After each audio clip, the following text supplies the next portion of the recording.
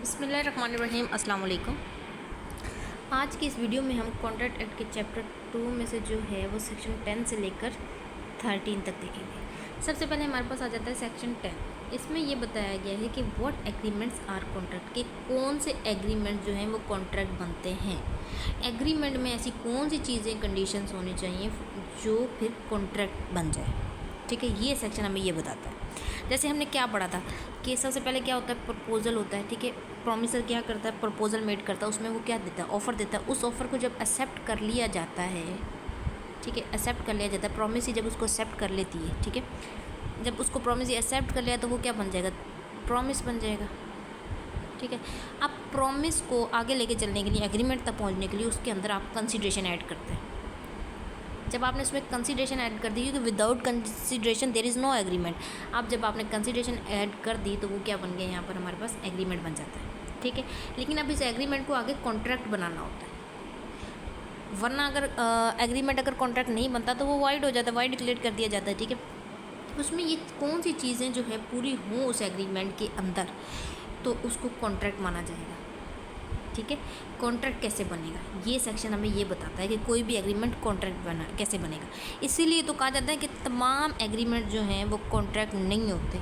ठीक है, क्यों, क्योंकि अगर कुछ एग्रीमेंट्स में अगर ये वाली कंडीशन जो इसमें गिवन है, 4 कंडीशंस तकरीबन, वो अगर ये नहीं फुलफ़िल करेगा कोई भी एग्रीमेंट तो वो कॉन्ट्रैक्ट बन ही नहीं सकता, सवाल ही नहीं पैदा होता। ठीक है, लेकिन अगर कोई भी ये कहा जाता है कि कोई भी कॉन्ट्रैक्ट है वो एग्रीमेंट है, क्योंकि वो एग्रीमेंट कॉन्ट्रैक्ट जो है वो एग्रीमेंट ने उसमें अपनी कंडीशंस फुलफ़िल की हैं तो ही वो कॉन्ट्रैक्ट बना है ना, ये इसलिए कहा जाता है। अब देखते हैं वो 4 कंडीशंस यहाँ पर कौन सी 4 कंडीशन जो है यहाँ पर गिवन है। ठीक है, सबसे पहले हम पढ़ते हैं बेयर एक्ट की language. All agreements are contract if they are made by the free consent of the parties competent to contract for a lawful consideration and with a lawful object and are not hereby expressly declare to be void.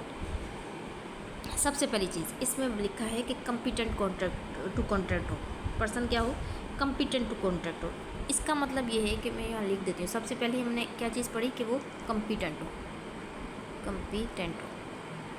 ठीक है, अब competency check करने के लिए उसमें क्या चीज़ होनी चाहिए, ही शुड बी मेजर हो वो पर्सन। ठीक है, जिसने कॉन्ट्रैक्ट में एंटर होना है वो मेजर होना चाहिए पर्सन, यानी माइनर ना हो। माइनर के लिए मतलब माइनर होगा तो वो इटसेल्फ भी वो क्या हो जाएगा, वो वाइड डिक्लेयर कर दिया जाता है। ठीक है, कॉन्ट्रैक्ट ही नहीं होता। इसके बाद हमने क्या पढ़ा कि इसमें क्या होनी चाहिए, दूसरी चीज़ इसमें ये होनी चाहिए कि वो पर्सन जो है वो साउंड माइंड हो, यानी उसका दिमागी तवाज़ुन बिल्कुल एकदम फर्स्ट क्लास, एकदम अच्छा हो। ठीक है, ठीक ठाक हो, फिट हो बंदा। अच्छा, दूसरी चीज़ इसमें हमारे पास दूसरी कंडीशन क्या है कि वो क्या हो, दूसरी कंडीशन ये है कि उसने जो कंसेंट दी हो, कंसेंट शुड बी फ्री। एक तो कंसेंट हो लेकिन कंसेंट भी फ्री होनी चाहिए, ऐसे नहीं कि वो कॉर्जन से हो, या ये आगे हम सेक्शन 14 इससे डील करता है, इसको डिटेल में हम वहाँ कवर करेंगे। लेकिन मैं अभी बता रही हूँ कि किसी भी एग्रीमेंट को कॉन्ट्रैक्ट बनने के लिए सबसे पहले चीज़ उसमें कॉम्पिटेंट टू कॉन्ट्रैक्ट हो, यानी मेजर हो, साउंड माइंड हो। दूसरी चीज़ इसमें आ जाती है कि वो उसने कंसेंट जो भी दी हो वो फ्री कंसेंट हो, किसी किस्म के दबाव में प्रेशराइज होकर नहीं दी हो। ठीक है, थर्ड इसमें जो इंग्रेडिएंट आ जाएगा वो है हमारे पास जनाब, वो होगा लॉफुल होना चाहिए। अब लॉफुल क्या हो, अब लॉफुल इसको ले लेंगे, वो दो चीज़ें हैं इसमें, दो चीज़ें। ठीक है, सबसे पहले उसका ऑब्जेक्ट, उसका पर्पस भी लॉफुल हो, जिस चीज़ के लिए वो बनाया जा रहा है कॉन्ट्रैक्ट, उसका मकसद भी लॉफुल हो और उसकी कंसिडरेशन भी लॉफुल हो। ठीक है, अगर ये एलिमेंट पूरा होगा तब कोई भी एग्रीमेंट जो है वो कॉन्ट्रैक्ट बनेगा। और लास्ट जो है उसको हम कह लेते हैं कि लास्ट जो है फोर्थ उसमें not disqualified by law, disqualified, not disqualified by law. ठीक है, लॉ के उसमें जो है उसको डिस्क्वालीफाइड ना हो कि कॉन्ट्रैक्ट ना कर सकता हो, कोई भी इस तरह की रिस्ट्रिक्शन इम्पोज ना हो उसमें।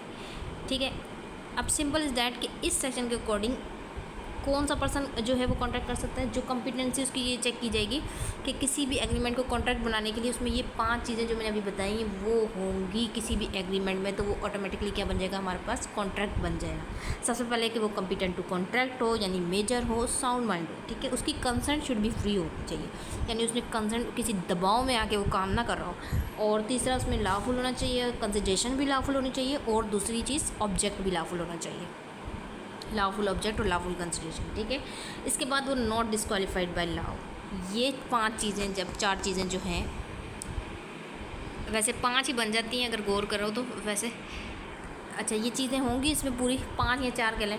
ये जब इंग्रेडिएंट्स, एलिमेंट्स या कंडीशन फुलफ़िल होंगी किसी भी एग्रीमेंट में, तो वो क्या हो जाएगा, वो ऑटोमेटिकली कॉन्ट्रैक्ट बन जाएगा सेक्शन 10 के अकॉर्डिंग। ठीक है, अब हमारे पास आ जाता है सेक्शन 11।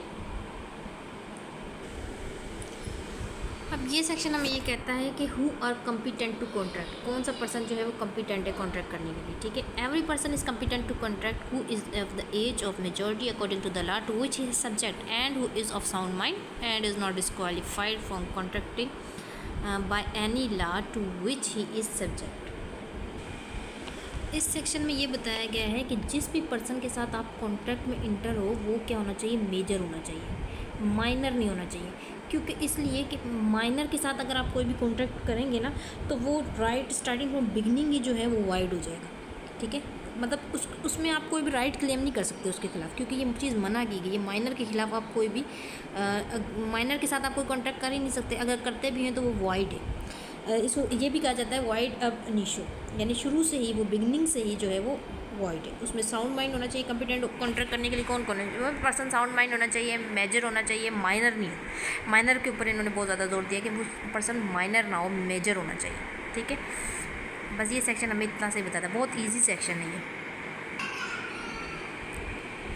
अब सेक्शन जो है वो 12 आ जाता है। इसमें ये बताया गया है कि कौन से पर्सन जो है वो साउंड माइंड जिनको समझा जाता है कॉन्ट्रैक्ट करने के लिए। ठीक है, कॉन्ट्रैक्ट के पर्पज़ के लिए किसको जो है साउंड माइंड कहा जाएगा। ठीक है, a person is said to be of sound mind for the purpose of making a contract if at the time when he makes it he is capable of understanding it and of forming a rational judgment as to its effect upon his interest. A person who is usually of unsound mind but occasionally of sound mind may make a contract when he is of sound mind. A person who is usually of sound mind but occasionally of unsound mind may not make a contract when he is of unsound mind. अच्छा, इसमें ये बताया गया है इसमें कि भाई अगर कॉन्ट्रैक्ट के टाइम, ठीक है, कॉन्ट्रैक्ट बनाते हुए जो है वो पर्सन जो है वो समझने के काबिल हो, वो चीज़ों को साउंड माइंड उसको कहा जाएगा जब वो कॉन्ट्रैक्ट के टाइम पे जो है वो चीज़ को समझने के काबिल हो। ठीक है, कैपेबल ऑफ अंडरस्टैंडिंग हो, और उसका जो है वो रैशनल जजमेंट कर सके, रैशनल आंसर दे सके, रैशनल जजमेंट कर सके, तो वो समझा जाएगा कि पर्सन क्या है, साउंड माइंड है। ठीक है, अब एक पर्सन ऐसा है कि वो जो है वो यूजली जो है आमतौर पर ज़्यादातर जो है वो अनसाउंड माइंड रहता है। ठीक है, लेकिन कभी कभी जो है वो साउंड माइंड भी हो जाता है। ठीक है, कभी कभी वो ठीक भी हो जाता है, दिमागी तवाज़ुन उसका ठीक भी रहता है। लेकिन अब जब उसका दिमागी तवाज़ुन ठीक होगा ना, अगर वो तब कॉन्टैक्ट करेगा तो वो वैलिड है। ठीक है, इस सेक्शन के अकॉर्डिंग। और एक पर्सन जो है वो ज़्यादातर जो है वो साउंड माइंड है, लेकिन कभी कभी उसको दौरे पड़ते हो, जैसे कभी कभी जो है वो जो है अनसाउंड माइंड जो है वो हो जाता हो।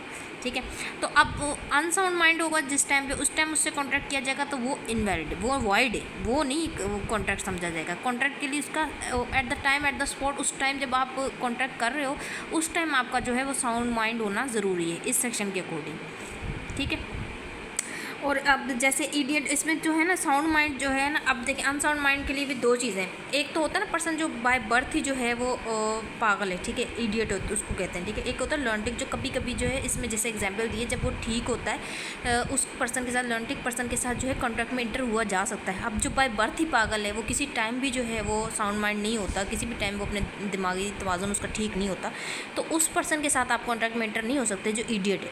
लेकिन जो है वो लर्निंग है, जिस कभी कभी जो है वो ठीक भी हो जाता है, या कभी दिमागी तवाज़ुन ख़राब होता है, जब वो ठीक होगा।